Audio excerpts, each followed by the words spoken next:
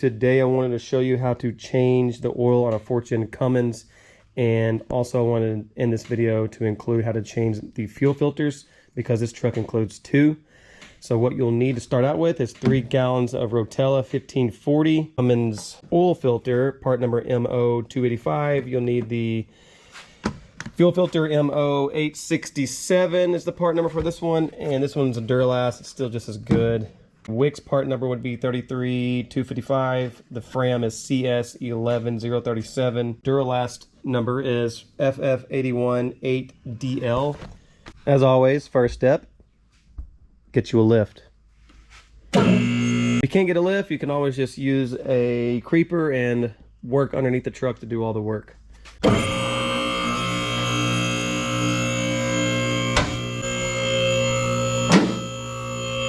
So on this particular truck, I didn't feel all that comfortable letting this rear end completely relax and have all that weight resting on this rear sway bar because the sway bar is really small. So I went ahead and ran some straps underneath it just to keep it up and supported, rather than letting it all relax just on the rear sway bar. It just doesn't seem all that safe to me. So if you want to do it, go ahead, but that's what I did.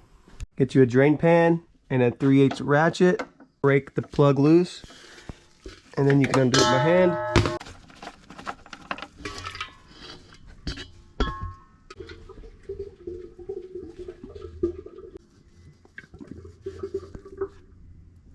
They give you a little hole, so I use that to run a like 2 foot or I don't know, like a 16-inch extension through the hole, a 3/8 ratchet wrench, and I just reached through there with the extension and went right in and broke it loose that way.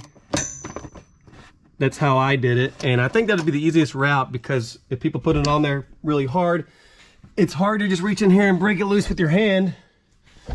And I've tried this oil filter wrench and it's just not enough room in that little hole to undo it with this.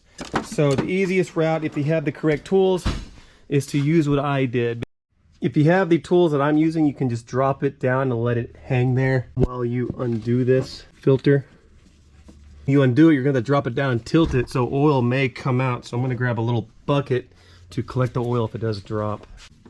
The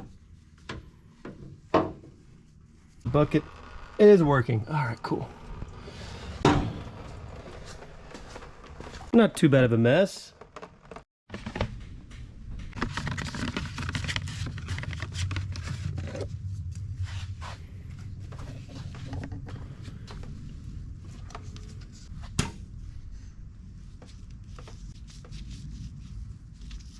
Okay, so as you can see, I put a little oil on this rubber seal just because if it's dry, it may grip and make it a little bit harder to tighten down versus it being lubed a little bit.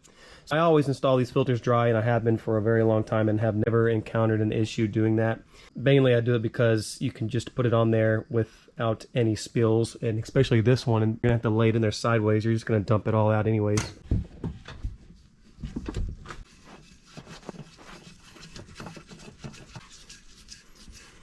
Okay, so I got a hand tighten here. You don't have to go too crazy torquing these oil filters down. So I went ahead and put a knuckle joint on here just so I can get the correct angle to tighten this down. As you can see, I got a really good angle now that I use that wobble. Just like that. That'll work. And if you're actually looking to get one of these oil fill wrenches, this style, this is a Blue Point FWA6296A. That's the part number.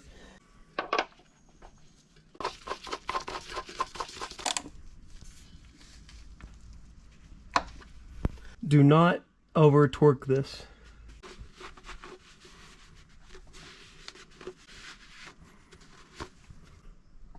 Now that we're under the truck, we'll move toward the fuel filter that's mounted under the truck. So I will unclip this clip here. I've unclipped it so I can use my filter wrench to go over the wire and break it loose, just like that. Get you a drain pan because it will leak diesel everywhere.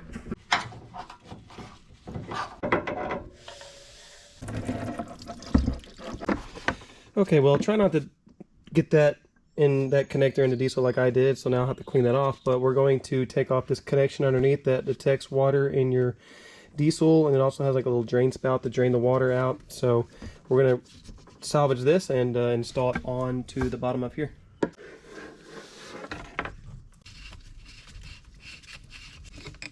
Take off the O-ring on here, replace it with the new one they gave you.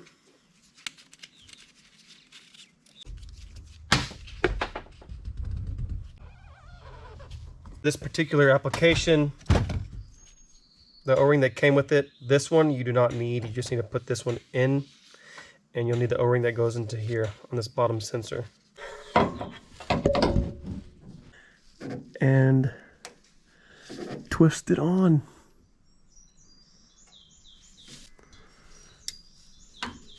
Reconnect the plug until it clicks. Okay, we're gonna make our way to the top half of this truck, so I'm going to lower it down.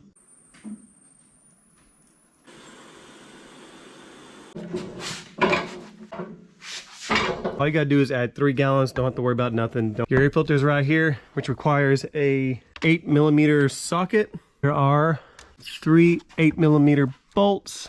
You could also use a flathead or Phillips head screwdriver. No other clips. It's just gonna pick up like this and pull out. The top half of the engine, you'll see the housing for your fuel filter. You'll need an 1.1/8" socket, about a 1 foot long extension, and then a breakover bar. You also need some sort of wobble or an extension with the wobble built onto it so you can achieve that angle correctly.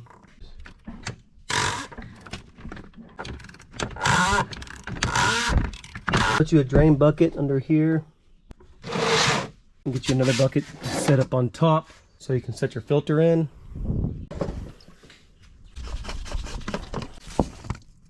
Let me actually drain this diesel first.